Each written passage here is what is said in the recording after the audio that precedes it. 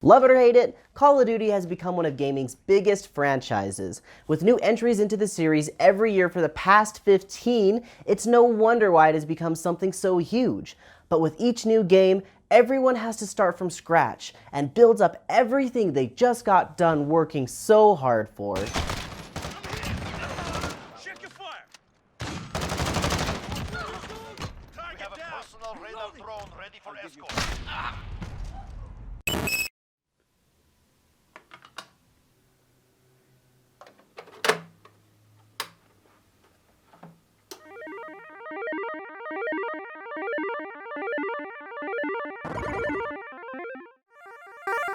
Hello everybody, welcome to Gameception, the show where we find games within games and then go deeper.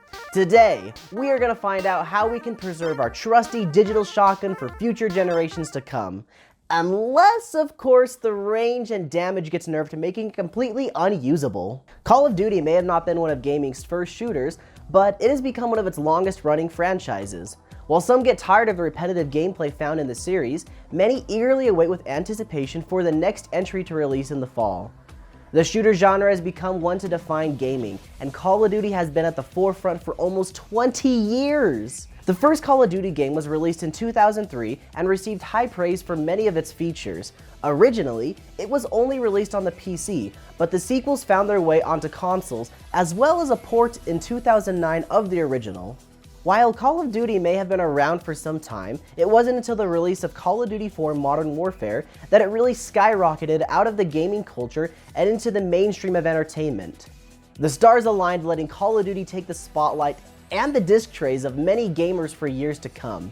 This trend continued through the golden age of Call of Duty to what we have today. In 2019, Modern Warfare got a reboot that worked very well.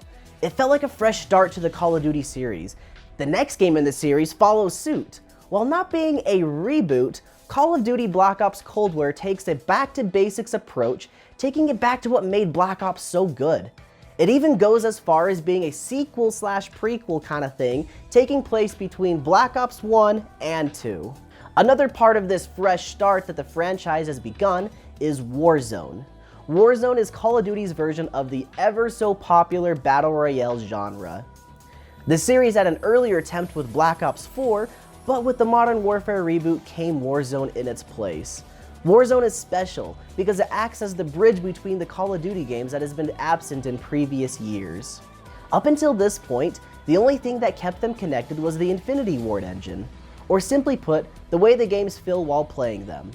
That said, with more recent entries, the gunplay and movement had started to drift further apart from each other as the years went by.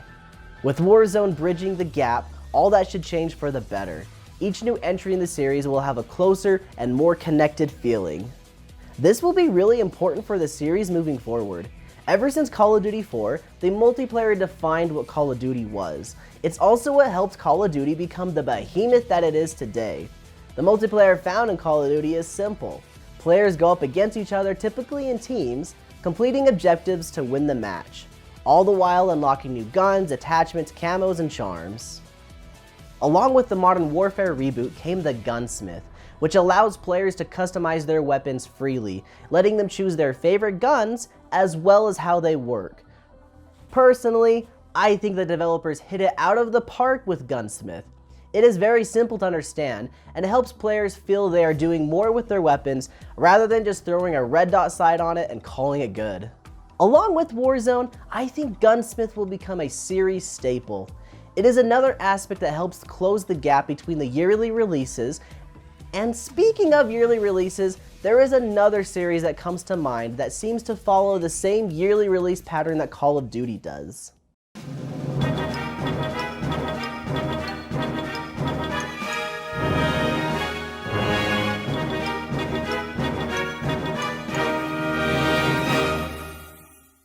There has almost been a new title in the Pokémon series every year since it was initially launched in 1996. There are a few exceptions where a year was skipped without a major Pokémon title, but more often than not, there is a new entry into the series each year. And during the years where there wasn't a main title released, there surely was some other piece of media releasing, whether it be a spin-off game, the anime, or a movie. Over the past 25 years, there has always been one constant in the franchise, and this is that all Pokemon coexist with each other in the same ecosystem. Ever since the release of Pokemon Ruby and Sapphire and the Game Boy Advance, there has always been a set way to gather Pokemon together across the generations. You could theoretically have a Pokemon that you caught when you were 10 in 2003 be transferred all the way up to the newest games in Pokemon Sword and Shield in the year 2020. You'd be 27 years old, your Pokemon would be 17, and your firstborn child would be 2. Collecting Pokemon is one of the best things the franchise has going for it. Being able to catch and keep Pokemon with you forever is such an exciting concept. I've always had the dream of being able to give one of my kids a Pokemon that I had when I was younger, simply because it's a possibility. Recently, another form of collecting Pokemon has boomed in popularity. That is, of course, catching shiny Pokemon. A shiny Pokemon is just a Pokemon with a different color scheme than it would normally have. The catch is that they're incredibly rare and very hard to obtain. At most, the odds of finding one of these gems is 1 out of 8,192, so finding one is always a thrill. Another not as well known way to obtain and collect Pokemon is through events. An event is when the Pokemon Company gives out a Pokemon. These events can happen for a number of reasons, such as a battling competition, to correspond with a current event, to advertise for another Pokemon product, such as the anime or card game. Event Pokemon are limited, which is what makes them so collectible. The only legitimate way to obtain one is to participate in any given event or by trading for the exclusive Pokemon. When people acquire all of these Pokemon, the best place to store them is in the application called Pokemon Home. Pokemon Home is a place where all Pokemon can come together. Pokemon from any game can eventually make their way to this app and be stored there in the cloud. There have even been ways that people have found to transfer Pokemon from the original Game Boy games to Home, which used to be impossible. Technology really is incredible. Pokemon can be sent from Home to other games in the series as well as future games that haven't even come out yet. The Pokemon franchise has done an incredible job of connecting the past, present, and future by allowing players to transfer Pokemon throughout the years. Unlike Call of Duty, there really hasn't been any gaps that the Pokemon franchise has had to cross to keep the uniformity. And with that in mind, it's now time to go deeper.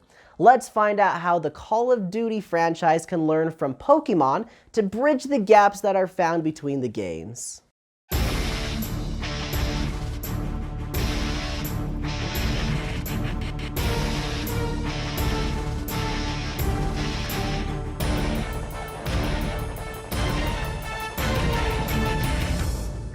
The piece that I plan to add to the Call of Duty franchise is the collection aspects found within the Pokemon series. Specifically, the ability to not only collect, but to carry over things from previous games into future games. In this case, players would not be catching cute critters, they would be amassing a large digital armory. From the time that I had started playing Call of Duty, I remembered players unlocking and collecting weapon skins for all of their guns. Players would often praise those who had skins that were very hard to obtain, such as the Fall CAMO in Modern Warfare 2, which required one to get 250 headshots on a single weapon. Of course, this was quite the achievement, but when the next Call of Duty would come out a year later, it didn't carry over. All of that hard work just to have to start back from square one. The idea for this Gameception is to create a system where the loss of all that was worked for would be gone. This new Call of Duty would allow players to carry over guns, skins, charms, etc. We will get more into how this will work, but first, we need to address some problems that arise from allowing this to work. The biggest issue I foresee with this mechanic is the fact that just about every Call of Duty game takes place during a different era in time. World at War was during World War II in 1945, Black Ops 2 was set in 2025, and Infinite Warfare is set in 2180. Along with all of these different time periods come a bunch of weapons from all across time. This presents the problem that people using a MP40 will have a disadvantage to those using a FHR40. This problem has a number of different solutions though. The easiest solution would just be to balance the guns accordingly, nerf the fire rate, buff the damage output, or increase magazine size. It's pretty simple to come up with ways to fix this. In Call of Duty Infinite Warfare, we see this done already. You can use an M1 Garand, a rifle made in the 1930s being used in a game set in 2180. Another option would be to have a specific time period game mode where players can use only certain weapons from specific games in specific game modes, such as a Modern Warfare 2 Team Deathmatch mode. I'm sure there are other options worth exploring as well, but these two are sufficient for the Gameception. Now that we have that out of the way, let's dive into how this will all work out. Found within each Call of Duty is the ability to create about 10 custom classes. These hold the guns as well as their attachments for players to choose between during matches.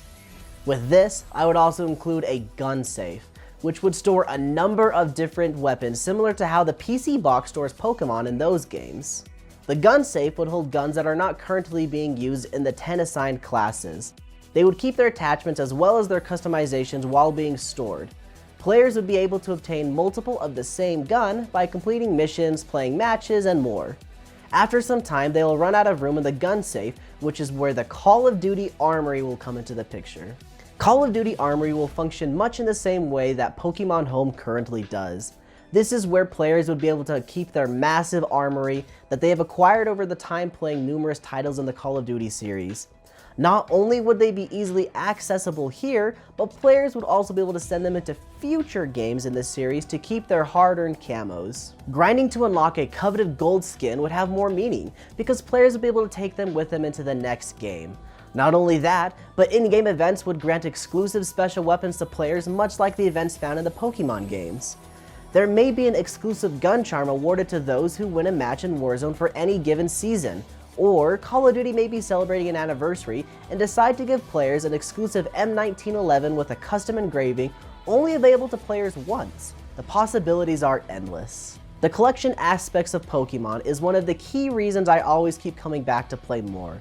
Adding this to Call of Duty would make the games last for so much longer than they currently do for many players. On average, people will buy the new Call of Duty and play for about a month or two and then lose interest. The ability to connect the games would keep players coming back to build up their armory and get that exclusive gun. With the current way Warzone is attempting to connect past and present games, it's clear that the developers of Call of Duty see the need to build bridges between titles. So here's hoping they will see the potential that this Gameception could bring to their unlimited franchise. Thank you for watching this episode of Gameception. We hope you have enjoyed it. If you have, feel free to hit the like button and subscribe to the channel for more.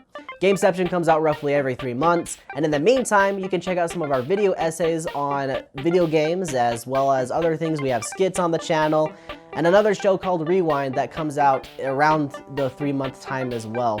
Very, very good stuff. Go check it out. It's pretty dang good. Here's some links. Thank you guys for watching, and as always, keep it rad.